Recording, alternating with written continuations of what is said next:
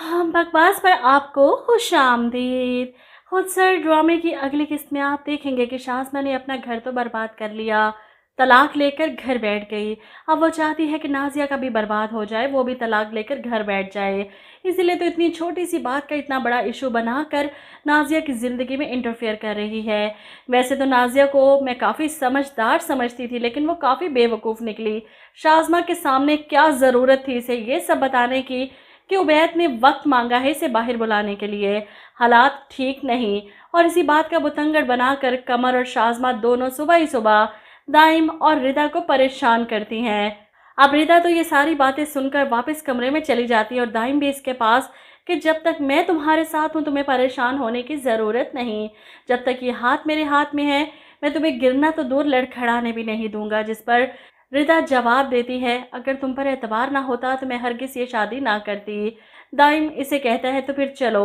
वो इसे अपने साथ लेकर जाता है। बाहर से दोनों नाश्ता कर रहे हैं क्योंकि घर में तो किसी को तौफीक नहीं हुई एक बार भी इन्हें पूछने की, ये इनकी खुशी में खुश होने की। एक नाज़िया ही थी जिसे फ़िक्र थी दाइम की, लेकिन इस वक्त इसे अपनी टेंशन पड़ी है। ऐसे में उबैद की बहन आती है नाज़िया के पास उसे तसल्ली देने कि सब कुछ ठीक हो जाएगा, मुझे उबैद ने बताया है, तुम बस परेशान मत होना, अपनी तबीयत का ख्याल रखो।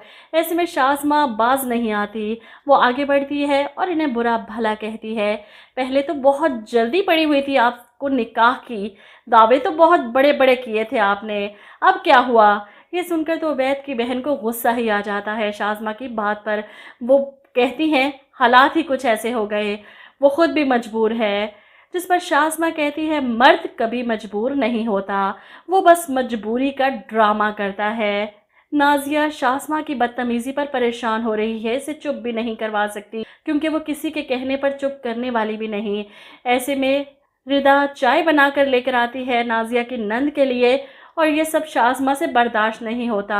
नाज़िया की नंद मना कर देती है, मेरा पेट भर गया ये सब सुनकर ही, मैं चलती हूँ अब।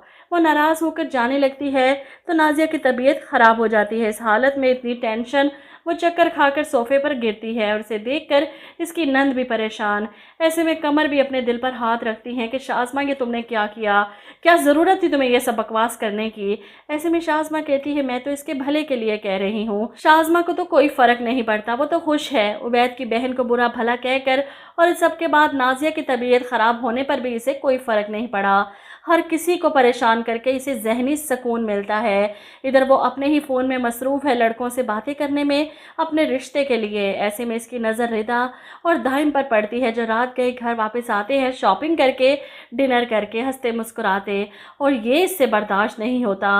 अगले ही दिन सुबह सुबह नाश्ते की टेबल पर अपनी माँ के कान भर रही है, ऐसा ही तो होता है ये लव मैरिजेस में, ये लड़कियां लड़कों को घर वालों के खिलाफ कर देती हैं।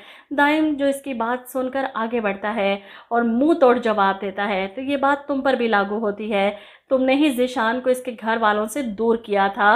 अपनी ही चपेट अपने मुंह पर पड़ी तो शाज़मा की बोलती बंद हो जाती है। वहीं दूसरी तरफ आप देखेंगे कि आखिरकार सोनिया और ज़ीशान की शादी का फंक्शन है। सोनिया तैयार होकर सामने से दुल्हन बनी आ रही है जब स्टेज पर बैठे ज़ीशान को अपनी पहली मोहब्बत अपनी शाज़मा नज़र आती है दुल्हन के रूप में। वो अपना सर झटकता है कि शाज़मा इसके दिलो दिमाग से निकल नहीं रही। खैर सोनिया को पहले ही दिन वो ज़्यादा सर नहीं चढ़ाएगा क्योंकि इसे लगता है कि शाज़मा की तरह अगर इसे भी सर पर चढ़ाया तो यह भी वही सब करेगी जो शाज़मा करती रही। यही तो होता है मर्दों का दोगलापन, पहली बीवी अगर धोखा दे दे तो दूसरी आने वाली वैसी ही लगती है, फिर जो सलूक वो पहली के साथ नहीं कर पाया दूसरी को सहना पड़ता है। खैर आहिस्ता आहिस्ता ज़ीशान समझ ही जाएगा कि सोनिया शाज़मा जैसी नहीं, हर लड़की एक जैसी नहीं होती। इधर माजिद साहब अपनी बीवी के साथ शादी के अगले दिन सुबह ही सुबह नाश्ता लेकर अपनी बेटी से मिलने पहुंच जाते हैं। इसे देखते ही आगे बढ़कर इसके सर पर हाथ रखते हैं, खुश तो हो, और सोनिया खामोशी से सर झुका लेती है। ज़ीशान के रवैये ने इसे अच्छे से समझा दिया है कि इसे कमरे के बाहर जाकर कैसे खुश होकर सबको दिखाना है।